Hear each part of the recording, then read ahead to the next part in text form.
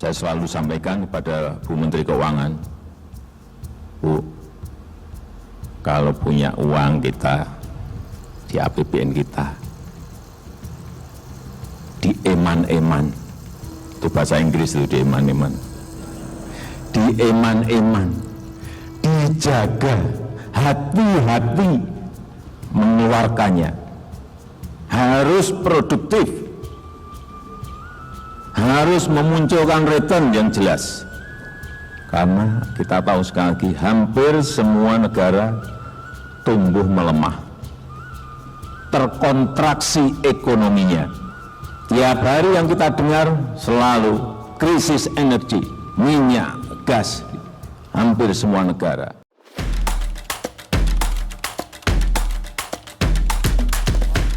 Tapak untuk jabatan menteri 36 buah senilai 500 miliar. Nah, ini kan bisa orang berprediksi nih, berarti 500 miliar dibagi 36, dapatlah angkanya sekian. Komisi 5 DPR heran, bangun rumah menteri di IKN 14 miliar rupiah per unit. Ketua Komisi 5 DPR RI Lazarus mempertanyakan, anggaran Kementerian PUPR untuk membangun rumah jabatan menteri di IKN. Anggaran yang disiapkan yakni 519,06 miliar rupiah untuk 36 unit. Jika dibagi, berarti satu unit rumah jabatan menteri di IKN seharga 14 miliar rupiah lebih. Jelas Lazarus dalam rapat dengar pendapat dengan Kementerian PUPR, Rabu, 25 Januari 2023. IKN ini menjadi perhatian serius seluruh masyarakat Indonesia. Apakah rumah menteri ini dibangun segitu mewah? Kalau 4 juta per meter persegi apakah sudah termasuk dengan interiornya? Ucapnya. Direktur Jenderal Perumahan Kementerian PUPR Iwan Suprijanto mengatakan, anggaran yang disiapkan tersebut sudah termasuk perabotan di dalamnya. Dengan begitu rumah jabatan menteri di IKN siap huni. Tentang harga ini karena speknya termasuk fully furniture, jadi sudah termasuk isinya.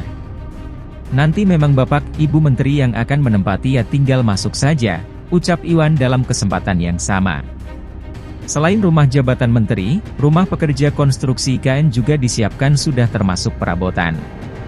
Terdapat sebanyak 22 tower terdiri dari 1040 unit yang anggarannya disiapkan 596,51 miliar rupiah.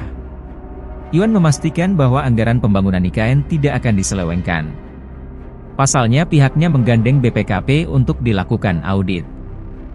Pertama dari sisi prosedur, ya kita melihat jangan sampai terjadi kesalahan seperti pada Undang-Undang Cipta Kerja. Misalnya dari prosedur ya, kita ambil yang kecil saja.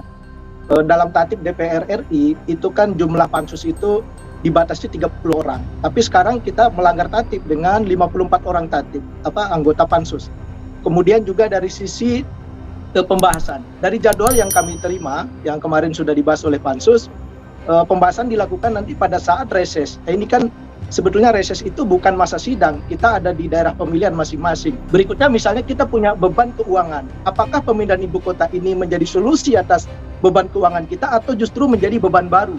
Nah ini beberapa catatan kami sehingga kami menganggap dari sisi prosedur masih perlu proses yang panjang. Demikian juga dari sisi substansi perlu pendalaman dengan melibatkan berbagai banyak pihak. Ya, saya kira berani itu tidak harus digabah, harus penuh dengan perhitungan. Jangan sampai misalnya seperti kasus kereta cepat gitu ya, karena kita berani tetapi kemudian biaya membengkak dan waktu juga tidak terpenuhi. Dan hitungan ini misalnya yang 466 triliun itu kan baru kebutuhan pemerintah. Sementara yang kita bahas ini adalah ibu kota negara. Jadi ini agenda negara bukan cuma pemerintah. Sehingga dugaan kami akan jauh lebih besar dari sekedar apa yang menjadi kebutuhan pemerintah.